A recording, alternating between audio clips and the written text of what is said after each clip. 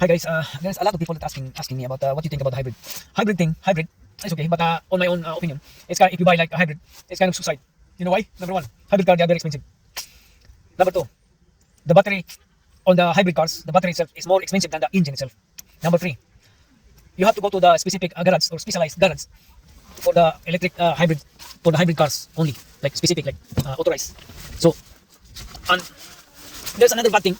It's if it's very expensive, and it only lasts about 4 or 5 years. The battery itself.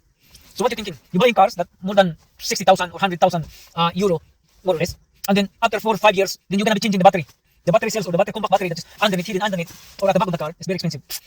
So it's like straight talk, like direct to the point. It's pointless, guys. I know you are some of you are happy with the hybrid or electric cars or whatever because you kind of uh, spend less of the, or you can save money from buying petrol or diesel or whatever. But the worst impact or the worst scenario is after counting 5, 10 years or 4 to 5 years, then that's gonna be the breakdown on you because these cars, hybrids or whatever electric cars that you have, it only lasts for 4 to 5 years, more or less. It doesn't go that much. So for me, on my opinion, if you ask on my opinion, no, don't buy hybrid or don't buy electric cars. Just stay where you are, like stay on the petrol or diesel or what you have car in there. Just go to the maintenance.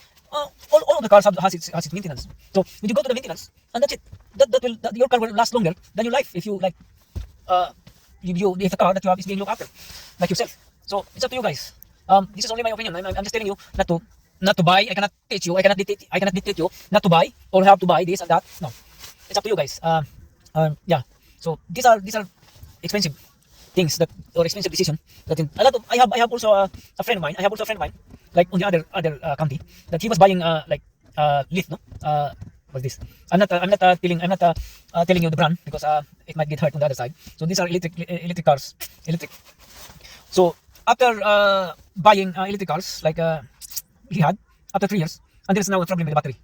The battery is not full charge. Every time he charges the battery overnight, it's still not full charge. It's only half. So, in, on my own opinion, so the battery cells are dead. Some of the battery cells are dead. So it's not balanced. It's not taking charging on the battery itself. No? So and then he asked about how much is the battery, and the guy is telling about 3,000, 4,000 battery.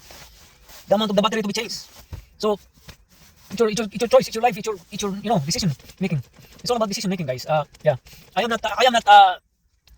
not disagree or I'm not agree. I just on the middle, like neutral. No. So if you're now buying, or if you're not buying, or you like to buy, or you are planning to buy, no, then stop.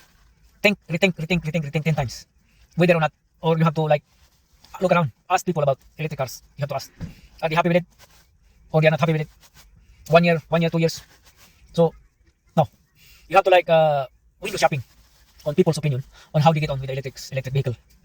I only convince on fully electric, or they make a full electric that is workable if there are fighter plane, jet planes, or commercial plane that is flying on the universe that is made of electric.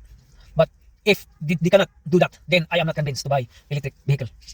Once again, I only convinced to buy an electric vehicle if the plane, commercial flight, or whatever plane that you have there, like whatever Airbus 380, Boeing 747 is made of electric already. So I will only convince if they are making electric jet planes or fighter planes, or even the military software, guys. Have to observe, look around, search military equipment, military armaments, or military trucks, cars, vehicles, fighter jets. They are not electric.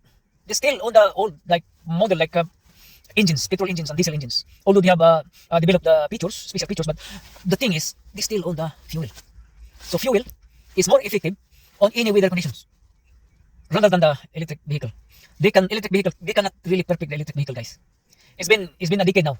Electric vehicle was never been perfected up to now. As you can see, like if you go along, if you may travel some country that have electric, you have electric vehicle, electric cars, electric bus, but I highly doubt that these things cannot be last longer, like 4 to 5 years. Especially the battery itself. The battery is dying. Once the battery cells are dying at the back of the car, underneath of the chassis or whatever they put it in the battery compartment, uh, if the battery is dying, then this is very expensive. Most likely batteries are let's say car battery, they are like 3,000, 6,000 to be replaced. And it's not only that, you have to wait. The waiting time, because you have to order the parts, the waiting time is also an agony, or is also an like kind of sacrifice. Because you have to wait, and then you have no car to be using, while you're working, and then what's going on? There's no car to be used because there's no like battery is dead. And most likely, if the worst scenario on the electric cars, if there is a brownout, now, if there is brownout, let's say 6 hours, 12 hours, more or less, and then you get home without no electricity, and then you cannot charge your car. So what's the matter most?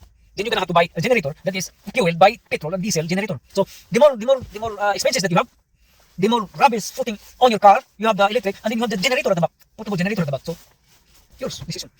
It's really bad, like, you know. So I'm not pushing you to buy electric cars, but this is only my opinion. Guys, look around.